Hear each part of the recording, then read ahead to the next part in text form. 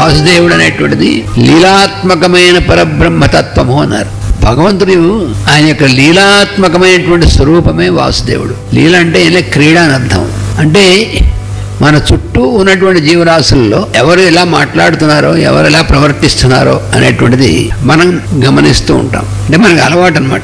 వీళ్ళు ఎలా మాట్లాడుతున్నారు, మనతో ఎలా మాట్లాడుతున్నారు, వాళ్ళతో ఎలా మాట్లాడుతున్నారు, ఎలా చేస్తున్నారు, ఎలా ప్రవర్తిస్తున్నారు, ఇవన్నీ. అయితే మరి ఇవన్నీ కూడా మరి అందరి యందు అంతర్యామిగా ఉన్నటువంటి వాడు పరమాత్మ. మరి వీళ్ళ యొక్క ఈ ప్రవర్తనలు అన్నీ కూడా భగవంతుడివేనా అని మనకి సందేహం వస్తుంది.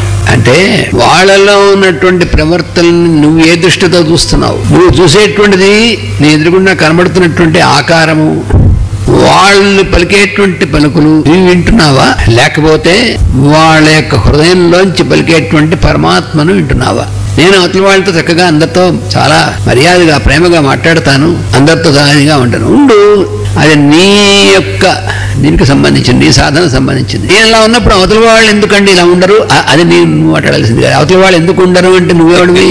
ఎందుకంటే అవతల వాళ్ళ రూపంలో ఉంది వాసుదేవుడు, వాడి యొక్క లీల, వాడి ఇష్టం. అక్కడే వచ్చింది చిక్కంత పెద్ద చిక్కు అక్కడే. That is not your business అంటాడు వాడు. వాసుదేవుడు మహా కొంటివాడు.